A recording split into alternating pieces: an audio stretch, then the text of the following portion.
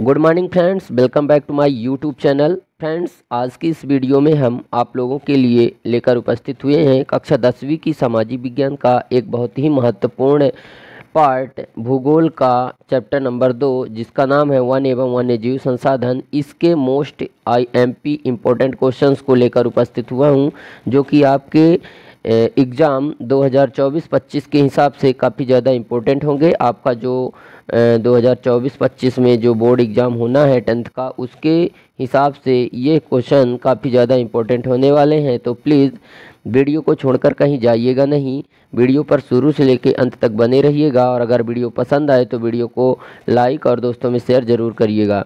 Friends, इससे पहले वाली वीडियो में हमने जो है तो भूगोल का जो वन एवं वन्यजीव संसाधन नामक जो चैप्टर है, चैप्टर नंबर 2, इसके जितने भी वस्तुनिष्ठ प्रश्न बन सकते थे उन सभी को हमने कल की वीडियो में कवर कर दिया है। अगर अभी तक आप लोगों ने उन वीडियो को नहीं देखा है तो प्लीज़ उस वीडियो को देख लें। उस वीडियो की लिंक हम इस वीडियो के डिस्क्रिप्शन पर दे दूंगा, जहां से जाकर आप उन्हें वॉच कर सकते हैं। फ्रेंड्स, ये हमारी जो है तो तीसरी क्लास है। मैंने लगभग 2 वीडियो बना रखी है एक चैप्टर की, और ये दूसरा चैप्टर चल रहा है जिसमें इसकी भी मैंने एक वीडियो बना दी है। ये दूसरा वीडियो है, पर चैप्टर की हमारी 2 वीडियो आपको मिलेगी। फ्रेंड्स, इन वीडियो में आप मोस्ट इम्पोर्टेंट क्वेश्चन ही पाएंगे, वो भी ऐसे क्वेश्चन जो पिछली परीक्षाओं में पूछे जा चुके हैं। तो फ्रेंड्स, इस हिसाब से यह वीडियो काफ़ी इम्पोर्टेंट हो जाती है। तो प्लीज़ वीडियो पर शुरू से लेकर अंत तक बने रहिएगा। चलिए वीडियो को स्टार्ट करते हैं और देखते हैं अपना पहला प्रश्न। हमारा पहला प्रश्न है, अभ्यारण्य किसे कहते हैं। ये दोस्तों अति लघुत्तरीय प्रश्न है। एक चीज़ बता दें दोस्तों कि अति लघुत्तरीय प्रश्न जो हैं आपके बोर्ड एग्जाम में 2024-25 में लगभग 30 नंबर के पूछे जाने हैं। ठीक है, अति लघुत्तरीय प्रश्न 30 नंबर के पूछे जाने हैं, और 30 नंबर के ही जो है तो वस्तुनिष्ठ प्रश्न रहेंगे।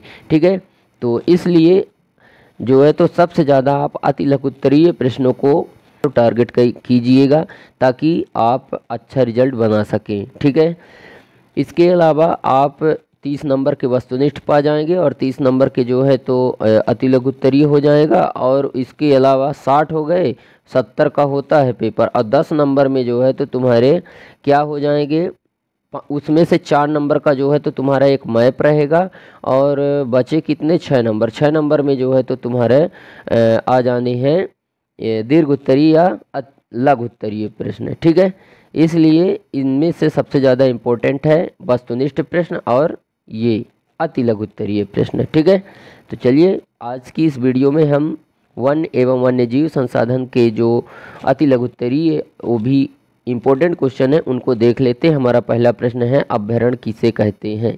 ठीक है, तो यहाँ पे हम देख लेते हैं अभ्यारण्य।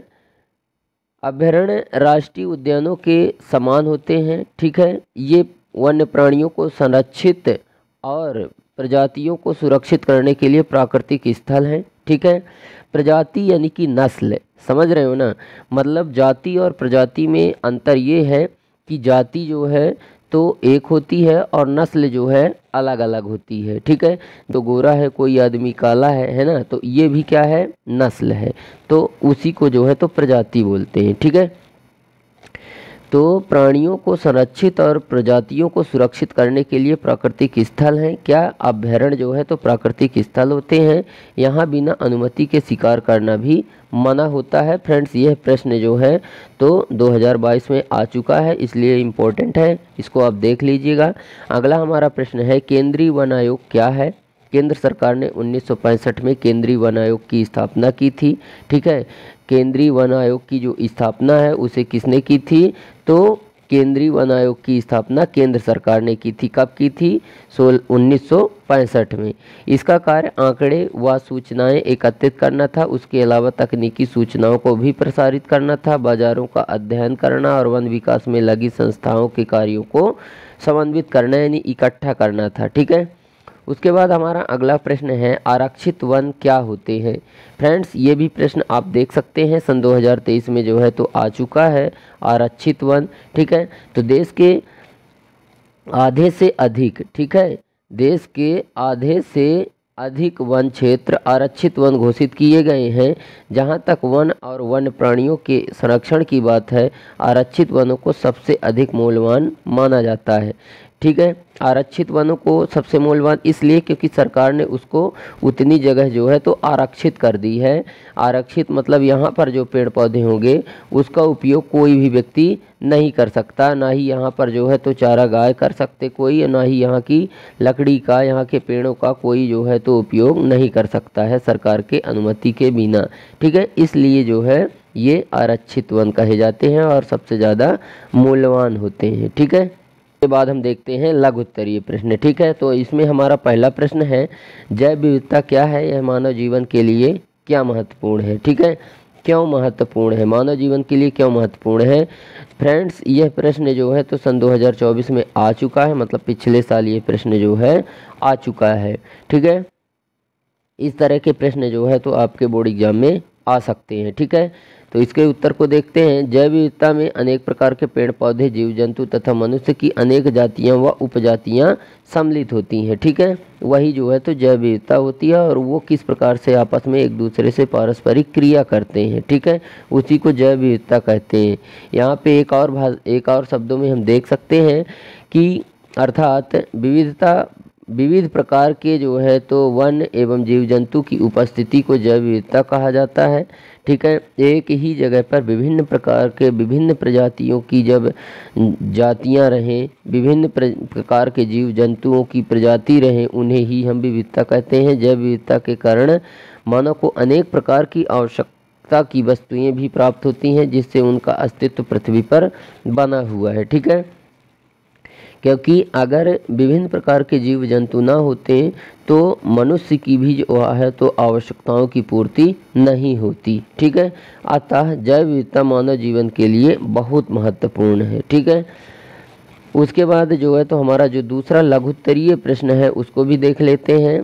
भारतीय वन्य जीव रक्षण अधिनियम 1972 के प्रमुख प्रावधान क्या थे, मतलब ये जो अधिनियम पारित किया गया था 1972 में, उसमें क्या क्या प्रावधान दिए गए थे देख लेते हैं।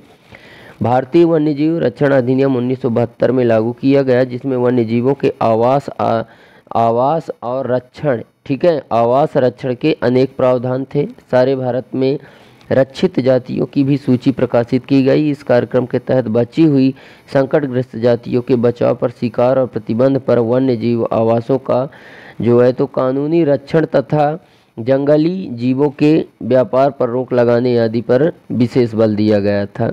ठीक है, उसके बाद देख लेते हैं हमारा तीसरा प्रश्न है, आरक्षित वन और रक्षित वनों में क्या अंतर है। ये भी प्रश्न 2023 में आ चुका है।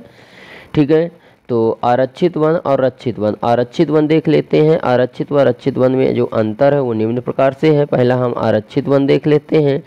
तो देश के आधे से अधिक वन क्षेत्र आरक्षित वन घोषित किए गए हैं, क्योंकि वो सरकारी हो गए हैं, सरकार के अंडर में हैं। जहाँ तक वन और वन्य प्राणियों के संरक्षण की बात है तो आरक्षित वनों को सबसे मूल्यवान माना जाता है।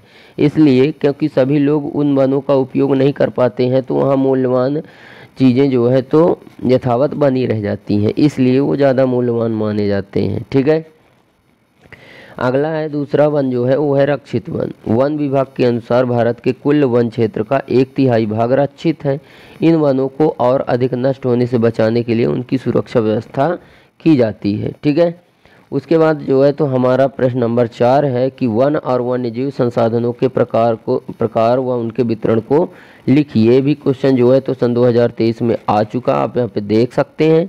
ठीक है, तो भारत में वनों को निम्नलिखित वर्गों में बांटा गया है। जैसे पहला है आरक्षित वन, दूसरा है रक्षित वन, तीसरा है अवर्गीकृत वन। ठीक है, आरक्षित वन की अगर हम बात करें तो देश के आधे से अधिक वन क्षेत्र आरक्षित वन घोषित किए गए हैं। जहां तक वन और वन्य प्राणियों के संरक्षण की बात है तो आरक्षित वनों को सबसे अधिक मूल्यवान माना जाता है, क्योंकि वो सरकार के अंडर में होते हैं। दूसरा है रक्षित वन, जिनके रखरखाव की जिम्मेदारी ग्रामीण लोगों को ही दे दी गई थी, कि मतलब तुम इनकी देखभाल करो और इनका उपयोग करो।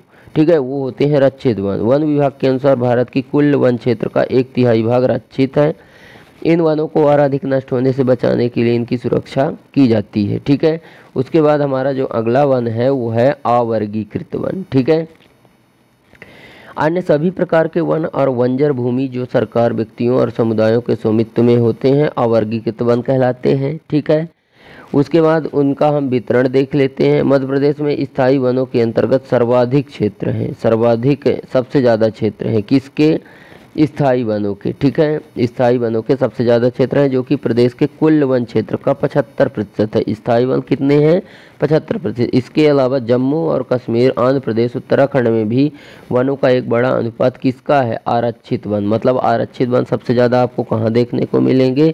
जम्मू कश्मीर, आंध्र प्रदेश, उत्तराखंड में। ठीक है, उसके अलावा आपको जो रक्षित वन है वो कहाँ देखने को मिलेंगे? तो बिहार, हरियाणा और पंजाब में देखने को मिल जाएंगे। ठीक है, उसके बाद हम यहाँ पे देख लेते हैं जो अवर्गीकृत वन है वो कहाँ मिलेंगे? तो पूर्वोत्तर के सभी राज्यों में। ठीक है, पूर्वोत्तर के सभी राज्यों में हमें अवर्गीकृत वन देखने को मिलेंगे तथा स्थानीय समुदायों के प्रबंधन में भी हैं। ठीक है, यानी व्यवस्था में है। तो इस प्रकार से दोस्तों उम्मीद करते हैं कि आपको हमारा वीडियो पसंद आया होगा। वीडियो अगर पसंद आया तो वीडियो को लाइक करें, दोस्तों में शेयर करें। अगर आप हमारे चैनल पर नए हैं तो चैनल को सब्सक्राइब करें एंड बेल आइकन भी प्रेस करें ताकि हमारी नई नई वीडियो की नोटिफिकेशन आप तक सबसे पहले मिले। फ्रेंड्स, आज के लिए बस इतना ही। मिलते हैं आप सभी लोगों से नेक्स्ट वीडियो में नेक्स्ट टॉपिक के साथ। तब तक के लिए जय हिंद, वंदे मातरम,